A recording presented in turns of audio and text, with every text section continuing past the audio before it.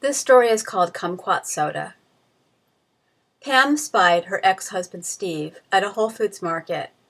He was buying red organic grapes, seedless grapes, the type of grapes that babies choke on. She ducked behind the apples.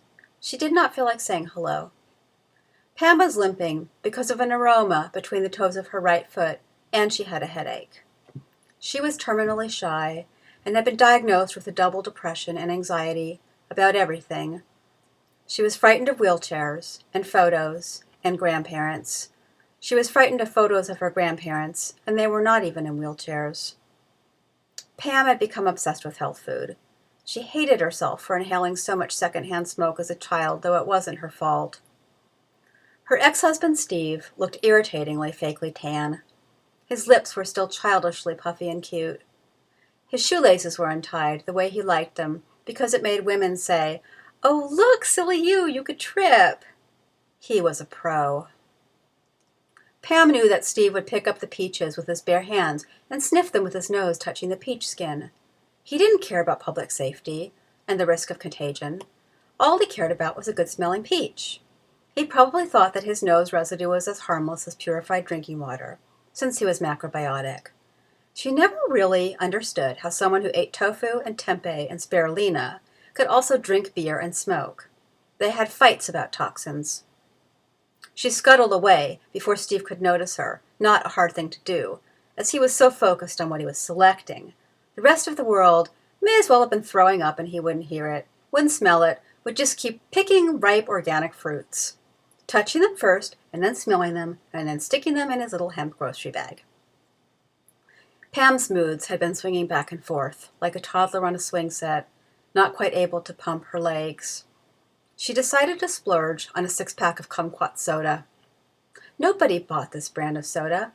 They were just sitting there for depressed, divorced, limping suckers like Pam. Kumquats were a good example of a wasted life, a wasted fruit, a wasted 5 years.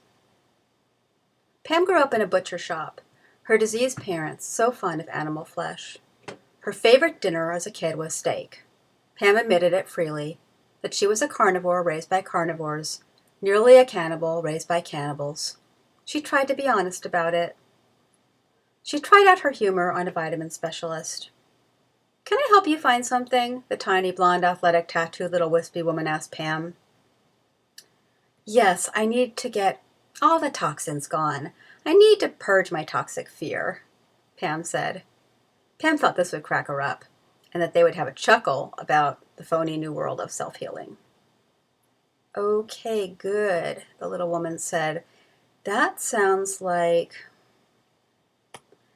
Mulberry Acai Spirit Remedy Drops by Orgranny," she said.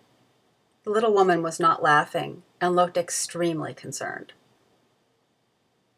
"Did you say Orgranny?" Pam asked. "The company is called Orgranny?"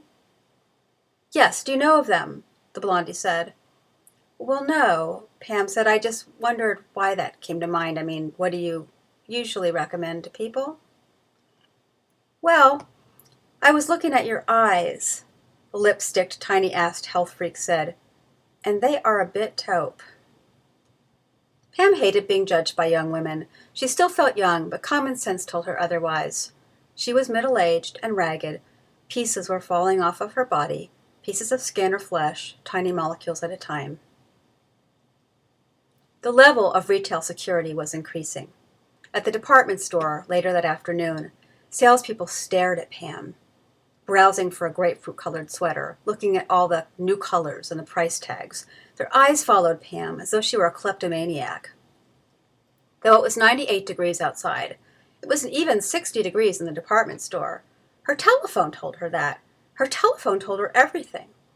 Pam was cold as hell, and the fact that she couldn't stop hugging herself and massaging her goose pimples made her look a little bit more like a suspect.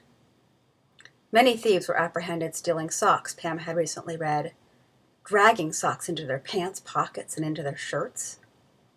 Fashion was something you could truly steal, and that was God's own truth. Her glasses had not been stolen, but she had found them at the park and thought they looked adorable and fashionable. And so she did not try to find their owner. Pam had stuffed them in her purse, and now when she wore the glasses, she felt heavy and low, They did not make her look like she blended in. They did not make her feel more organized about sun protection.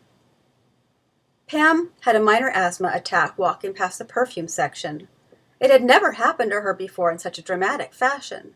She usually just shuddered a little bit walking through overly scented areas. This time, her knees buckled, and she coughed so violently she had to lie down. Slightly concerned and annoyed people circled around. A woman gasped. Another laughed. A man said, "Dude!" Strangely, one of the saleswomen misted her body with Well by Pascal de Hoonec, squealing, "A real-life moment for Well by Pascal de Hoonec, babies!" Shyly and carefully, Pam stood up from the marble floor with the help of a long, rubber-coated black arm.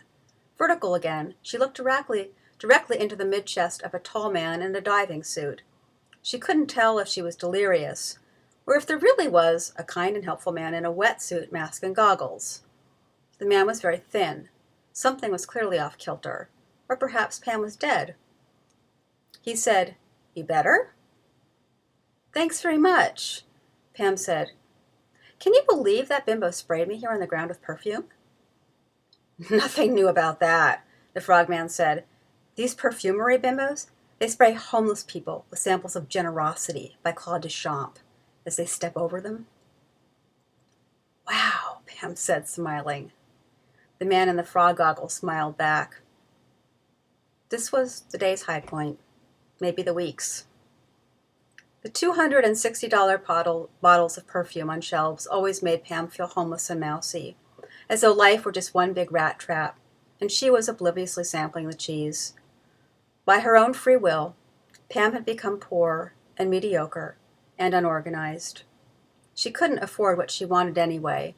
The scent she loved was called Paris Flight. They didn't make it anymore.